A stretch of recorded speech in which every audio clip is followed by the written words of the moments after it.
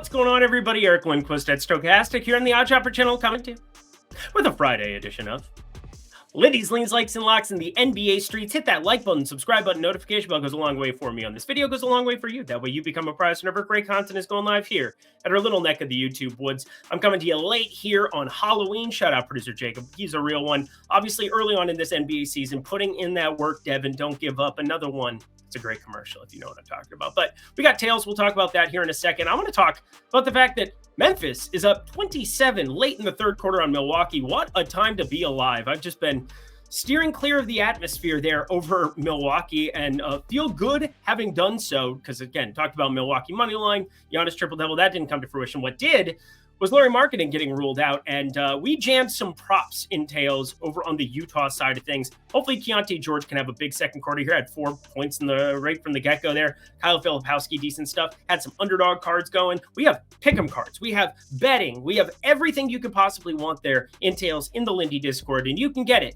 Last day that it will be available for 50% off. That is Lindy50. It is on your screen right now. That is the daily picks, the premium Discord. What do you get with it? Well, you get premium access to me. I have people DMing me every single day in there. Not DMing a lot of people who aren't going to be in the Discord hanging out there.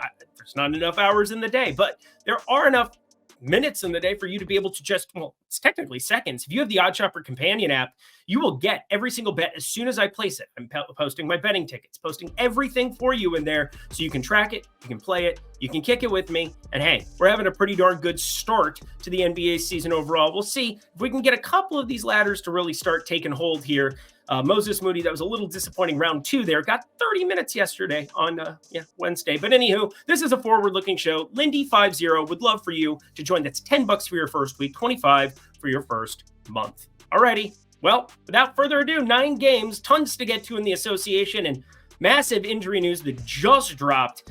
Waves going across there. Paolo Banchero and Orlando. We'll talk about it. Producer Jacob, hi, hello. It's the freaking weekend. We're not going to sing that song. Let's get to the picks. So many bangers from like the late 90s, early 2000s. You really can't sing them anymore. But Boston, Charlotte, here we go. They're bad people. Boston, Charlotte, -11 here right from the get-go. And I have something for everybody on this card. I kind of always like those cards. Sometimes they're very prop-centric. Sometimes they're very spread-centric. And again, I go about predicting every single game, running the modeling here. And it's strange because this isn't like an I know better IKB type situation. But this one came at 11.5. And yet here is the thing.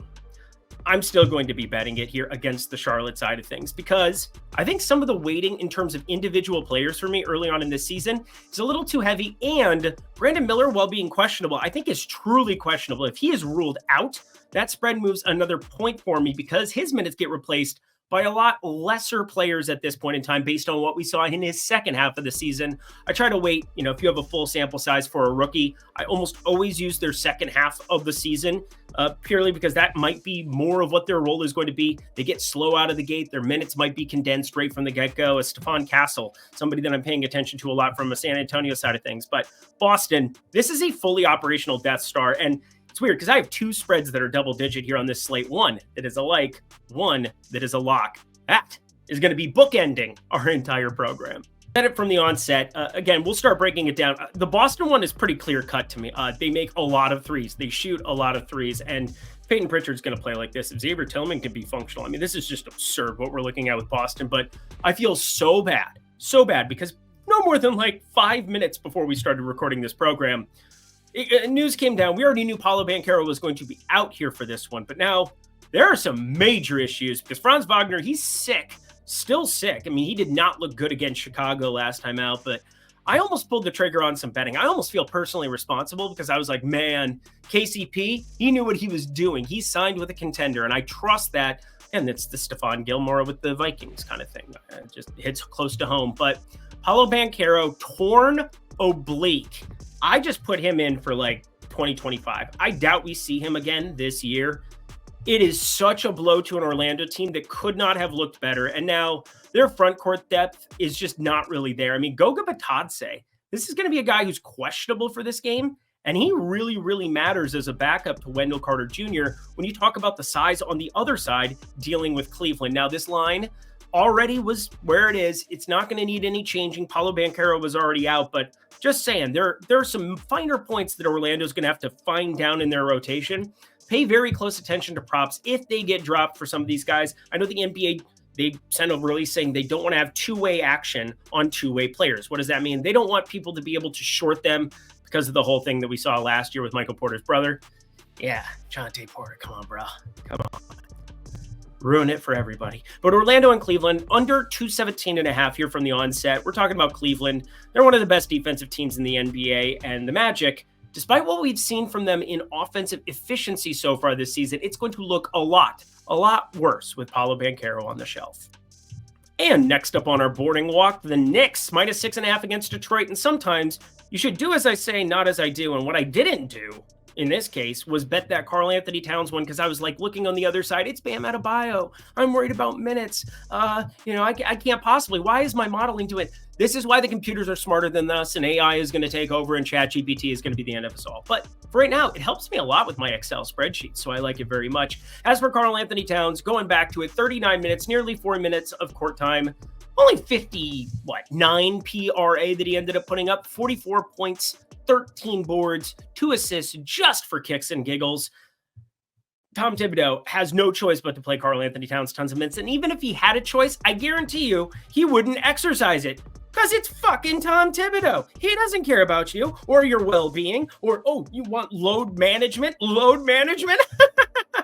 Go back in the time machine to 1980, I guess 88, like the Bill Laimbeer days, and just start throwing down here in Detroit. That'll be fun stuff. But Bill Laimbeer on the other side of this one. Tobias Harris is on the other side of this one. Shout out Eitan Shander. Got that 15 and 15 almost. That would have been fun. 18 points, 14 boards going up against his former Philly team. That had to feel kind of good in a 10-point W. But the spot here is definitely the Karl-Anthony Towns play. So talking in circles a little bit here. You get Jaren Duren, another true center on the other side. He's going to have to come out to the perimeter, going to have to deal with Karl-Anthony Towns. And this is just 40 minutes of Karl-Anthony Towns in competitive spots. I like these road games, I think, a little bit more for the Knicks against bad teams rather than in the Garden, where they can get by and maybe trim some of the minutes from time to time for a center like, again, when they're 10, 11-point favorites, they can kind of pick and choose their spots when to pull bait on Karl-Anthony Towns. On the road here in these spots, 31.5 points plus rebounds. Where was that line that I bet this? Minus 110, BetMGM. Good thing I keep tabs on these things. Sacramento, 5.5-point favorites going up against Atlanta here. And some of the modeling for both of these teams is driving me absolutely berserk. First off, tons of Atlanta injury news. It feels like every single day out of the gate now. But at least it got shored up because everybody who we had as questionable is out. Vit Krejci, Dyson Daniels, DeAndre Hunter, Cody Buffkin, if you care about such things, Bogdan Bogdanovic, I care about him a lot. Just saying, this is a very thin Atlanta team, and that's why you're seeing pretty hefty favorites on the other side. But Trae Young so far, I brought this up last year, and it's not that I've seen the light because I still don't like him as my number one, but I do think Trae Young, because of how bad he is defensively, and this year I still have him as a first percentile defender, I think he gets such a bad rap for it because of how hyper efficient he started to become on the offensive end last season. 59.1% true shooting. This season, 59.4% true shooting. How does that stack up in the league?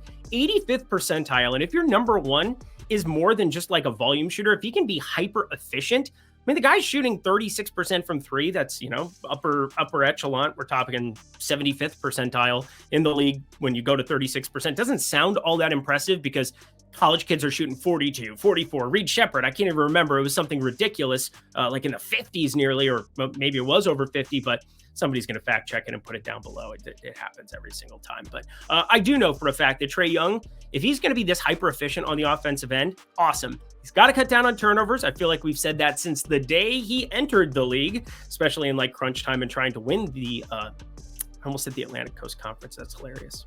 My brain is all over the place.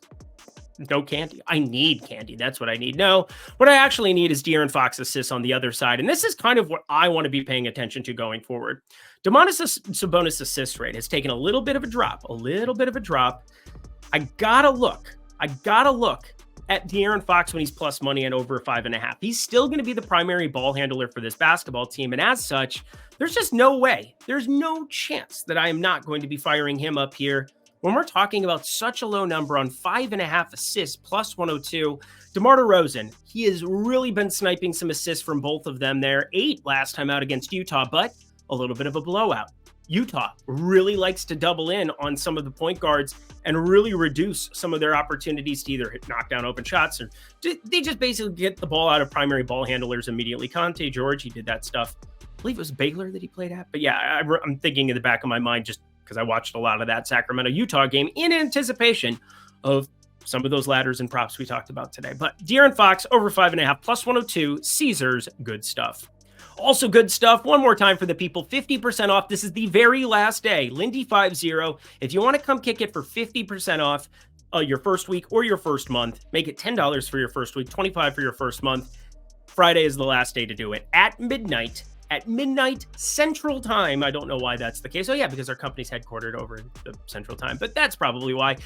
Just letting you know, 1 a.m. Eastern Time, 10 p.m. Pacific Time, or again, noon Central, the last moments when the clock strikes midnight, again in Central Time, you will no longer have access to 50% off. That'll be going away for the rest of the year. Might have something for you to be able to jump in for Christmas because everybody has something at Christmas, but that's a long time from now. That's a month and a half of basketball, almost 2 months of basketball you'd be missing out on with a sharp community, making sharp bets, checking out Odd Shopper, utilizing Positive EV, using my projections, daily picks, premium Discord. Would love to see you all there. Alrighty, y'all, back to the picks. All right, this is kind of a dead zone in a couple of these games as of right now, and I'll explain a couple of the reasons why. First off, Chicago, the 3-2 Chicago Bulls. I feel like, how did this even happen? What year is it? When did this occur? I mean, what?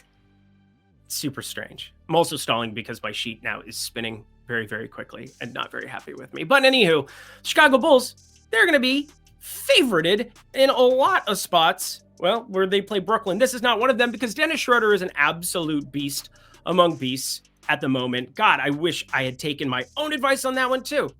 Again, these leans are very, very important to still talk through because, well, if you're able to react to the numbers when they drop, and I got a lot of responsibilities throughout the day, oh, it would have been so good. He's absolutely smashed the last few, a lot more in the points department. I keep looking at his points plus assists. Remember how many times, fam, we played that last year? Oh, the real ones know from his tenure in Toronto over to Brooklyn. It didn't matter what your name is. Dennis Schroeder was the GOAT, and he was the GOAT for Germany once upon a time in FIBA. What's that, a year ago? Was that a year ago now, Jacob?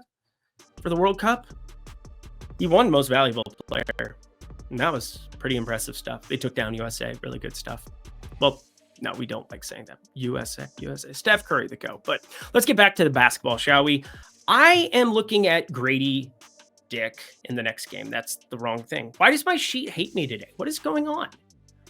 God, here we are. Chicago, Brooklyn. There you go. Over 221.5. This is just going to be a lean for me again. This is not a very appealing game. Chicago, we talked about their pace ad nauseum. They're still at 107.8 possessions per 48, but that's not up in the 110 range like we talked about before. But games against Orlando will do that to you. Also, smoothing out the bell curve will do that to you. We're going to accumulate sample size, but I have no idea where Chicago ends up dropping in terms of pace come year end. Lakers, Toronto, we finally saw a little bit of a dud, like a massive dud here by the Lakers. They did have a competitive spot that they lost last time out. Well, 2 games ago it was against Phoenix on the road, but now another road festivity. Cleveland just waxed them. Hey, Bronny James, anybody who's been listening to me just harping about the fact that you should only be betting overs because he was only going to show in blowouts, period. Well, that came to fruition. He got on the board. 2 points for Bronny James, over 0.5. Good time. What a time to be alive. But I'm looking at Grady Dick. Let's see, second time I have to say it this time. We're looking at the under of 17.5 points. The only reason that I haven't played here yet, the only reason I haven't fired this up yet is because of this Lakers backcourt. It is abysmal. And I do think D'Angelo Russell is going to be asking out of JJ Redick's offense sooner rather than later. And I think the Lakers would be more than happy to oblige with a dance partner. Last year, they kind of made their bed with him. He's been paid on a certain threshold. And in the NBA, you have to make the money match. And nobody's really going to be matching on D'Angelo Russell, I don't think, at the moment. They might need to have like these are the kind of games that you should just showcase him and try to get him moved if you can. They should have done it at the tail end of last year, I suppose.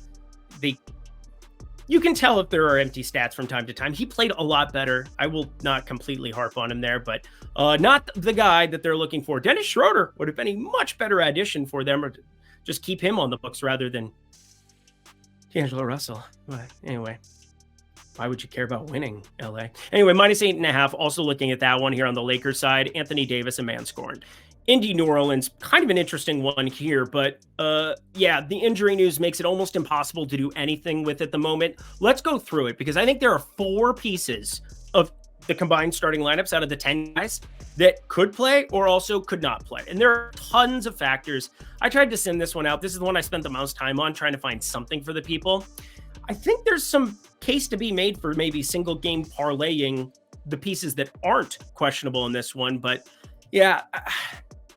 But let's just get into it. We've got 4 pieces: Andrew Nembhard, Miles Turner on the Pacers side, Jordan Hawkins and Daniel Tice on the Pelicans side. Because again, DeJounte Murray, Trey Murphy, CJ McCollum, Herb Jones, all of them going to be out for this game. So I would assume they'd just run back the starting lineup we saw against that last Golden State side.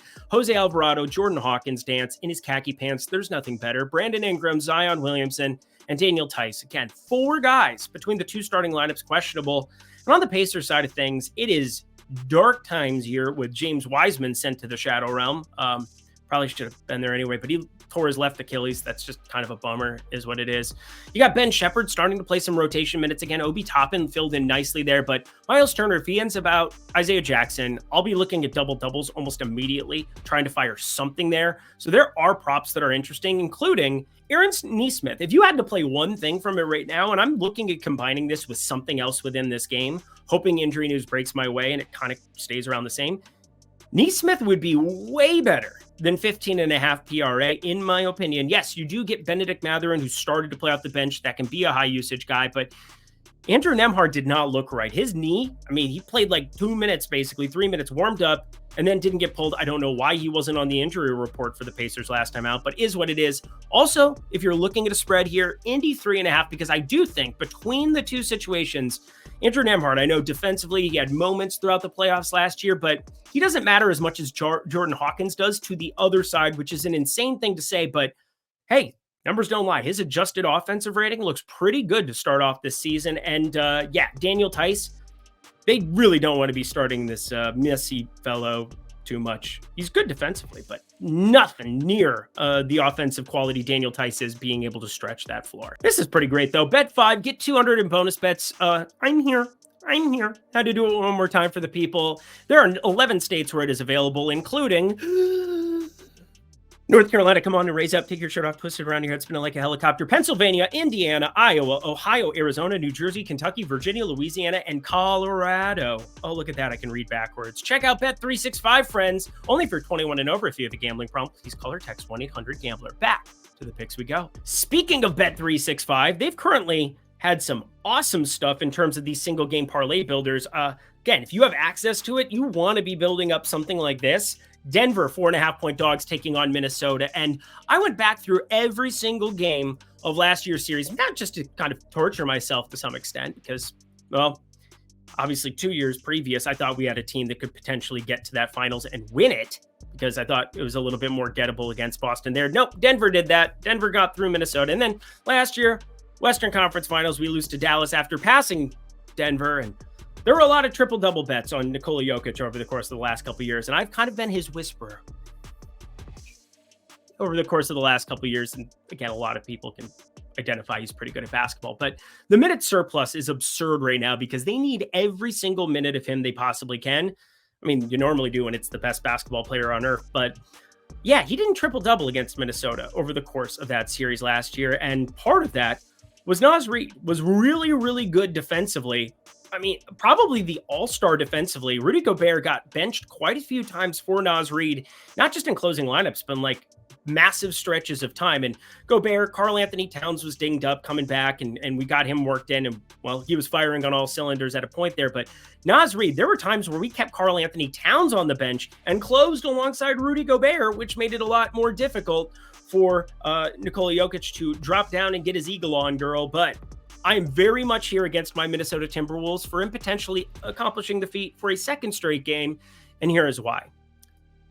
There is no way, absolutely no chance that Rudy Gobert isn't going to take it personal as far as pick and roll. And there's really no pick and roll partner if Jamal Murray is going to be as bad as what he's been during the season. Now, that is not to say that Jamal Murray won't be somebody that we are kind of cheering for to score in this one, purely because we need Jokic assists, and that's going to be always the more difficult one out of everything. But if you start looking at some of these single game parlay builders, sometimes it behooves you to just build it on the single game parlay screen rather than just click the triple double number. What do I mean by that? Take the 10 plus assists, 10 plus rebounds at Bet365, and this pays better than the plus 200 that is listed at almost every book that is currently dropped a Jokic prop. We're still waiting on about half of them, but it's available on FanDuel, Bet365, BetMGM, and you're getting plus 220 just for taking the 10 plus rebounds, 10 plus assists. Now, you have to take like 15 plus points because they don't really allow like a minus 40,000 leg on Jokic 10 points.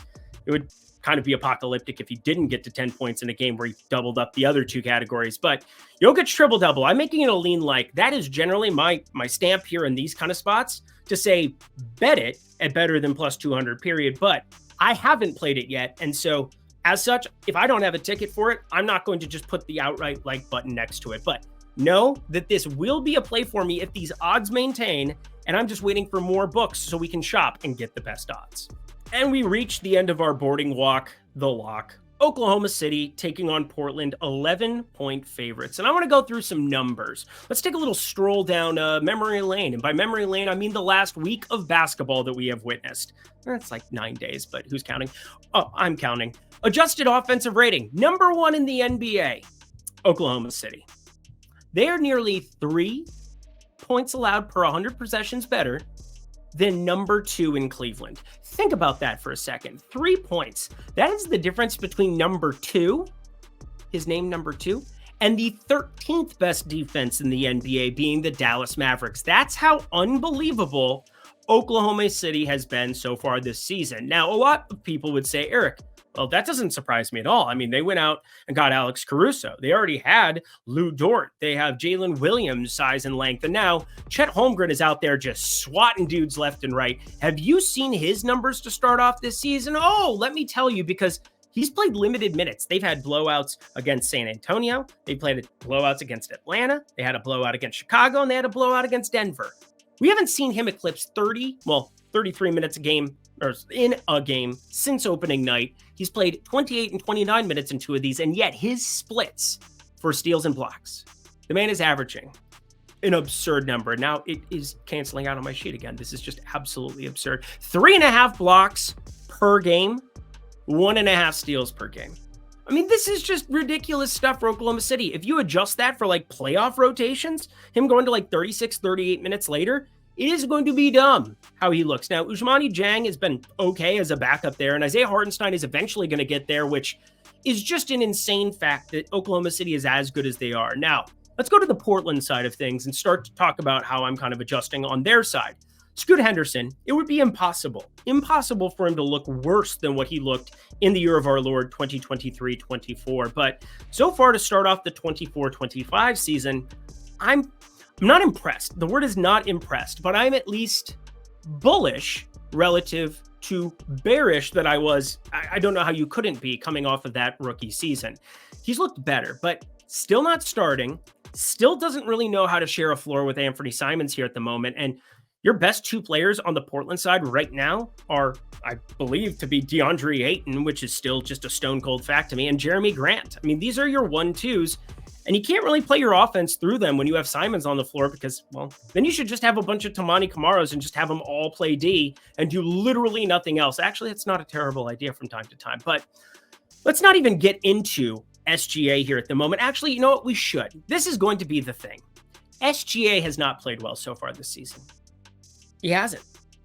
He has not played well. He has shot at 43% from the field, 27% from 3, 9 for 33, but they've been encouraging him to shoot more. They've been asking him to do, just the normal defensive thing here. And they've played absolutely nobody for the most part. Chicago, Atlanta, San Antonio, Denver, I'm pretty down on this season because of that bench specifically, and another year on the tires, another playoff and Summer Olympics there for Jokic. I tell you what, though, this Oklahoma City team, until they play a contender, it's going to be hard to gauge them as anything other than a 13.5, 14-point favorite that is a odds-on favorite to just continue steamrolling this league. 11-point favorites on the road, be damned. I'm willing to lay it here. I don't see this one being competitive in any way, shape, or form. Again, I have this north of 13. That goes into the lock category with a spread. The only way that I really see an issue here is if for some reason Oklahoma City's bench, which is super deep, again, Caruso, you got Wiggins, Aaron. There we go. Nice job, Eric. You almost had a great segment. Oklahoma City minus 11. We're done. And that does it for another week of Lindy's Leans, Likes, and Locks here in the NBA streets. You know what to do. Smash that like button. Let me know your favorite plays that exist on the board for this pretty fascinating little slate we have before us.